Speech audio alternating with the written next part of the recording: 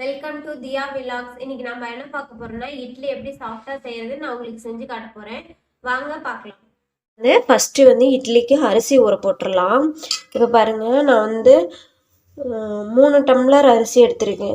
இந்த மாதிரி டம்ளர்ல 3 டம்ளர் அளவுக்கு அரிசி எடுத்திருக்கேன். இது எப்படின்னா 4:1 அந்த ரேஷியோவில் நம்ம சேர்த்துக்கணும். 4:1 அப்படின்னா இப்போ இந்த டம்ளரில் 4 டம்ளர் அளவுக்கு அரிசி எடுக்கிறோம் அப்படின்னா 1 டம்ளர் அளவுக்கு உளுந்து எடுத்துக்கணும். அதுதான் கரெக்டாக இருக்கும். அப்போ தான் இட்லி ரொம்ப சாஃப்டாக வரும். இப்போ நான் 3 டம்ளர் எடுத்திருக்கேன் அப்படின்னா 3/4 டம்ளர் அளவுக்கு உளுந்து எடுத்தால் போதும். இப்போ நான் உளுந்து சேர்த்துக்கிறேன்.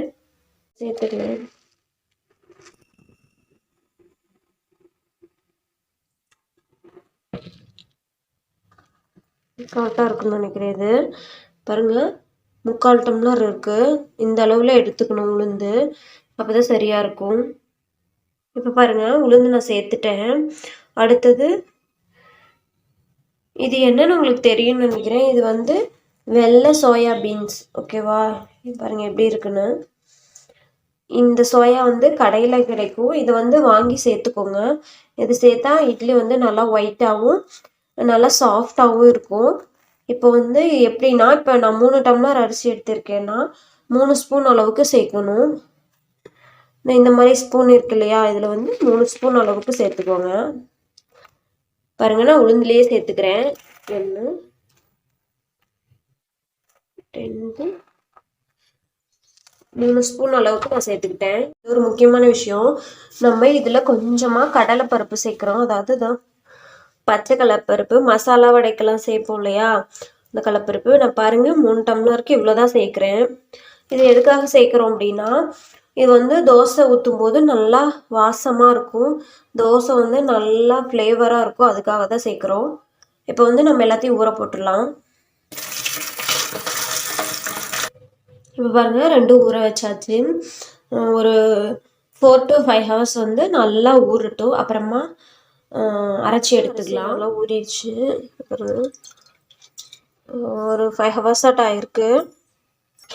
இப்போ உளுந்தும் நல்லா ஊறி இருக்கு. பாருங்க, நான் குண்டு உளுத்தம் பருப்பு ஊற வச்சிருக்கேன்.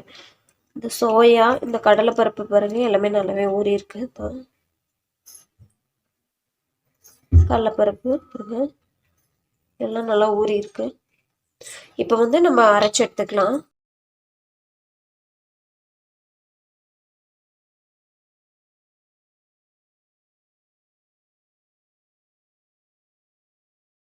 எல்லாம் அரைச்சி எடுத்துட்டேன். உளுந்தும் ரெண்டுமே ஒன்றா இப்போ கலந்துருக்கேன்.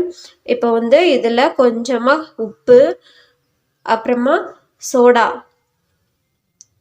பேக்கிங் சோடா இருக்கு இல்லையா, அது சோடா உப்பு, பேக்கிங் சோடானா சோடா உப்பு சேர்த்துருக்கேன். இது நல்லா புளிக்கட்டும். அப்புறமா தான் இட்லி ஊற்ற முடியும். புளிக்கட்டும்.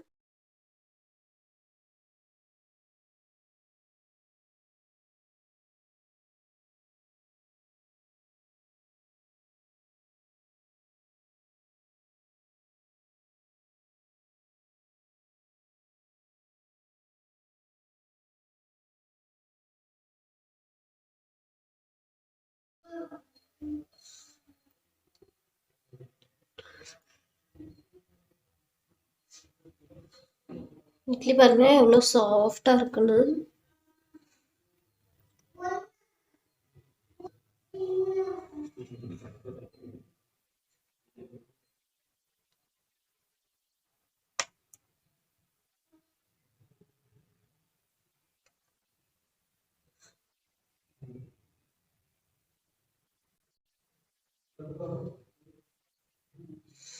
இந்த ரெசிபி கண்டிப்பாக உங்களுக்கு பிடிச்சிருக்குன்னு நினைக்கிறேன். நீங்களும் வீட்டில் செஞ்சு பார்த்துட்டு எப்படி இருக்குன்னு சொல்லுங்கள். இந்த வீடியோ பிடிச்சிருந்தா சப்ஸ்கிரைப் பண்ணுங்கள். தேங்க்யூ ஃபார் வாட்சிங்.